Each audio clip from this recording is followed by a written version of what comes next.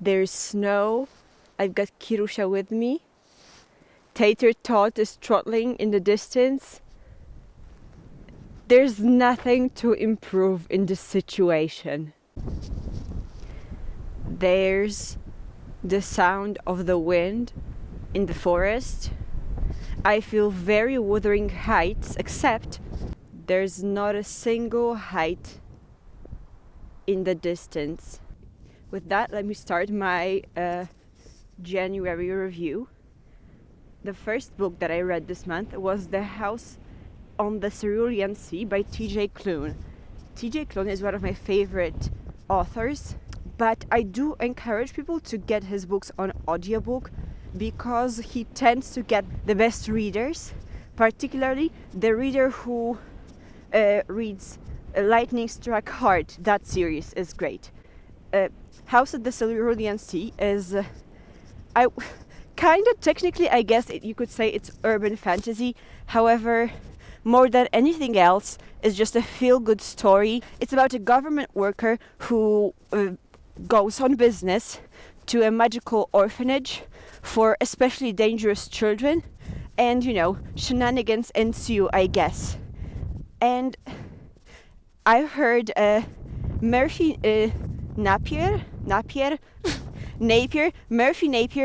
one of my favorite booktubers on here, said that this book is like a warm hug, or she's been told that this book is like a warm hug. And it truly is. It's just a feel-good story, which makes you feel great. The characterization is lovely. And the plot is, I would say the plot is not the main focus on the story, more so like self-discovery and relationships. But I don't know who wouldn't enjoy that kind of book. It's not very action driven, I guess, but it's very homely and just a cozy read. Dobry piesek, siad, kółeczko, very pretty.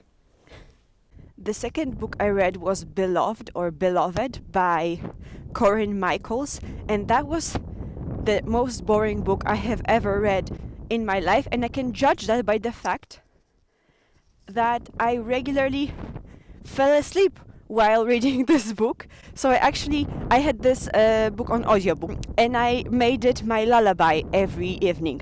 Every evening I put it on, I marked the spot where I was at, and just set the timer for 45 minutes until the app shuts down. And every day, inevitably, I just fell asleep.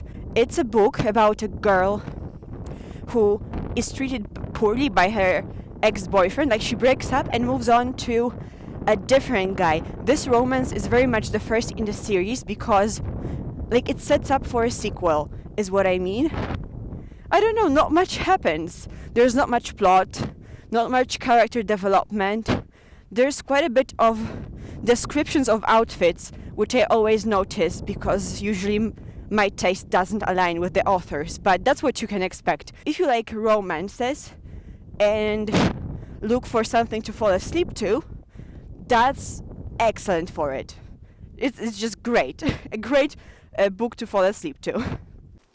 The third thing was an Audible exclusive. I don't know if it's an Audible original. House on the Water by I don't remember the name of the author. I will put it on the screen or something. I don't remember whether it was performed by one person or a full cast of actors, which I guess proves that the narration wasn't very memorable. However, I give this book 3 out of 5 stars. It's a thriller which takes place in a closed space, which I love. I always love closed room mysteries. It involves a murder. It is just, I think, under 3 hours, so for what it is, it does a perfectly fine job. 3 out of 5 doesn't mean bad. It's just, serviceable, acceptable. I feel that the most important friendship of the story wasn't fleshed out enough, and also that the ending was a bit rushed. But apart from that, I did enjoy the story. I did enjoy the characters. I was not surprised by the ending of the story. But it was okay, just a bit rushed. The ending wasn't bad or unsatisfying. And the fourth book that I read was written in red by Annie Bishop, which was incoherent. I gave it 1.5 out of 5 stars. The half star was for, good sentence structure and proper English. And that's all I'm going to say. I have a full review on the book if you're interested. The fourth book that I read was a novella whose title I don't remember. It was about two men who met in Rome years after having a summer fling. And it wasn't great. It was, I guess, acceptable. However, the story wasn't believable because it was way too rushed. If you write a novella in which the setup, the backstory is important and you don't really spend much time establishing this backstory, then that's kind of a fail. Because I was looking for details or snippets of the relationship they had before. Because minor spoiler, they get kind of right back to it, and I feel that the resolution was somewhat unsatisfying, especially and the ending sucked. I don't remember the rating that I gave it. I would say 2.5 out of 5. It's not a book I recommend, but I guess you won't suffer too much if you want to read it. Kirkę, chodź do mnie. Bardzo ładny. This month I stumbled upon an unexpected gem, which was Unequal Affections by Lara S. Ormiston.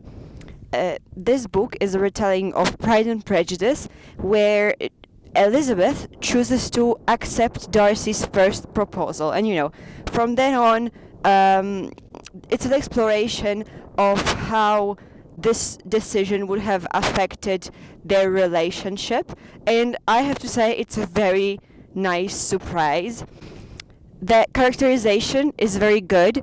I feel the only the only character that suffered was Lydia, who was turned into, I would say she was kind of the villain of the story, which she's just, a snotty teenager, so I don't know how well that worked.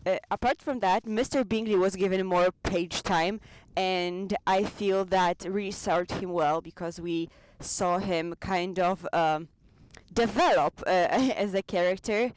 It was not too pleasant, but interesting to accompany Darcy on his personal growth journey, which we did.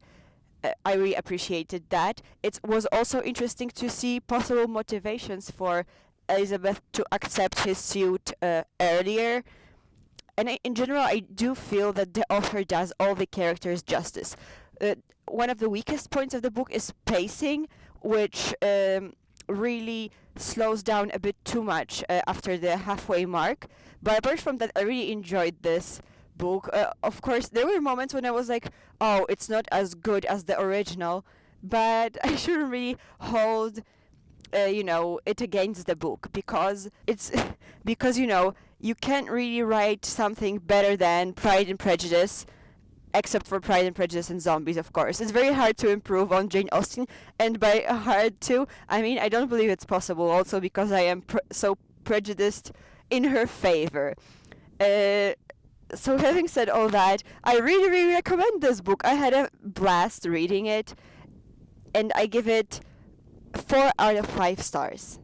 The last book I've read this month, I'm actually only just after the halfway mark, is Digital Fortress by Dan Brown. Until 2016, I would have said that he is my favorite author, and I read all his books released before that year. And but somehow I skipped Digital Fortress, and I know why. That's because my brain cannot compute the difference between Digital Fortress and Deception Point. So no matter how hard I tried to get my hands on Digital Fortress, I ended up reading Deception Point again. So at some point I just accepted that I must have read it, which I have not, so I am reading it now. It's one of his earlier works, if not the first one, and to be honest, it shows. He already has his exceptional ability to just establish tension, but at this point I noticed that he does that by implying multiple perspectives, and every character whose perspective we're shown is actually is placed in a very high tension situation. What I didn't expect was how much I didn't like his portrayal of women. The portrayal of women that I noticed first was one in Inferno, which I really liked, especially compared to the movie, because movie was just didn't do the women justice. They were really just different characters who weren't just beautiful. But the Digital Fortress is very much men writing women. All the women introduced are beautiful, or at the very least unexpectedly sexy, which is a downside to the book. I also don't find this story as intriguing as I would have thought. But my biggest gripe, and thing that thrown me off the most, was that the main character of the book, a cryptographer named Susan whatever, who's one of the brightest scientists and mind on Earth, has difficulty solving a riddle. She flirts with her boyfriend by giving him encrypted messages, which he then solves, and he sends her a message to try, his hand at codes, which says, "Please accept this humble fact. My love for you is without wax." Now, this guy is a specialist with languages, and when I saw the without wax, and I learned that Susan struggled to solve the meaning of without wax for upwards of half a year. I just couldn't believe it, because everybody, I thought, knows this fun fact that the English word sincere comes from, I believe, Italian or Latin sincera, which means without wax, and it has to do with how sculptors used to cover their mistakes by filling them with wax and then, dusting them with stone powder. And I was angry because that means that this genius supermodel woman didn't think of just picking up a dictionary or engaging some language specialists when her boyfriend's profession is languages. But then I actually read that it's not true even. It's just a very, very well-established myth which has been in circulation since the 16th century, and sincere just means pure from Latin, not without wax. So that means not only that Susan didn't do her homework, but Dan Brown didn't either. I always admired his ability to successfully bullshit his way through different, let's say, industries or fields of expertise. He always sounded convincing, but because of that, I kind of just started doubting his capability as a successful bullshitter. So, and I have trouble sticking with the book and continuing with it. I will finish it, but I don't think I will pick it back up. And I think I will reread a couple of Dan Brown books this year just to check whether I still like them. And I hope I do. And I won't give this book a rating yet because, as I said, I haven't finished it. But I already have some thoughts about it, which I thought I'd share. I hope you enjoyed that. Thanks for watching. If you like this kind of book content or enjoyed the dogs you saw for like 3 seconds, I encourage you to subscribe. I post dog videos on Tuesdays and book or other media videos on Thursdays. All my social media are linked in the description box. So I hope to see you in the next one. I gotta go because I feel my fingers are ready to fall off from the cold. Thanks, bye-bye. Little Weasel in a big, big world.